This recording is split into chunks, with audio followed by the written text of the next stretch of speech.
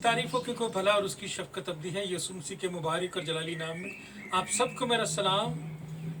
प्यारे अज़ीज़ों, यसू मसीह के सलीबी कलमात में से जो 7वां कलमा है जिसका जिक्र अब लूका की इंजील उसके 23वें बाब की 46वीं आयत में इस तरह से कि यसू ने पुकार कर बड़ी आवाज़ से कहा, क्या बाप, मैं अपनी रूह तेरे हाथों में सौंपता हूँ। और ये कहकर यसू ने जान दे दी। हालेलुया। हम यसू नासरी का शुक्र करते हैं कि उसकी हर एक बात में अपने बाप की पूरी पूरी मर्जी को पूरा करना मौजूद है। हर एक उसने सहीफे को पूरा किया जो उसके ताल्लुक से लिखा गया था। सलीब पर भी यसू नासरी सहीफों को पूरा करने में कहीं भी किसी किस्म की कोई गलती नहीं की।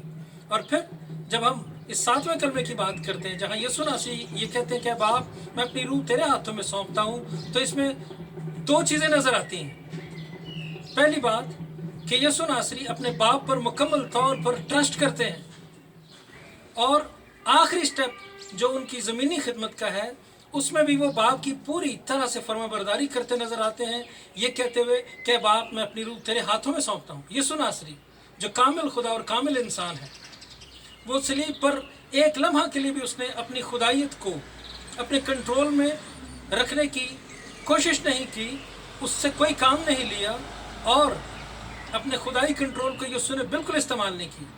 और आखिरी स्टेप में भी उसने अपनी रूह को बाप के हाथ में सौंपते हुए कहा कि बाप, मैं अपनी रूह तेरे हाथों में सौंपता हूँ।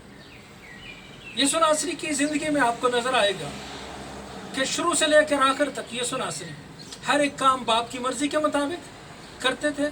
और जैसा एक बेटे का हक होना चाहिए कि अपने बाप की हर एक बात में फरमाबरदारी करे, तो यसू नासरी ने आखिरी लम्हा पर भी फरमाबरदारी करने को तरजीह दी और कहा कि बाप, मैं अपनी रूह तेरे हाथों में सौंपता हूँ। यहाँ पर यसू की फरमाबरदारी आपको नज़र आती है और यसू की हलीमी नज़र आती है, और इस बात को यसू ने मद्देनज़र रखा है जिसको हमें भी अपनी ज़िंदगी में सीखना चाहिए कि अगर हम किसी के कंट्रोल के नीचे काम कर रहे हैं तो अपनी डोमेन से बाहर ना जाएं।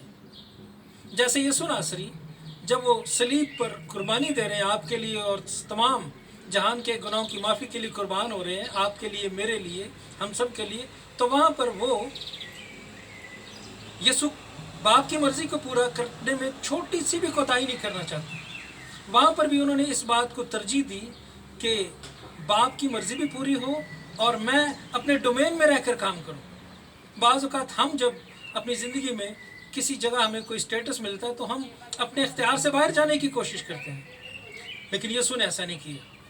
फिर दूसरी बात इस आखिरी कलमे में सबसे जो अहम है कि अपने मुश्किल तरीन हालात में हर एक बात में बाप पर ट्रस्ट करना। खुदा बाप पर जो कायनात का खालिक और मालिक है, जो हर एक चीज़ को अपने मुंह के कलाम से संभाल रहा है।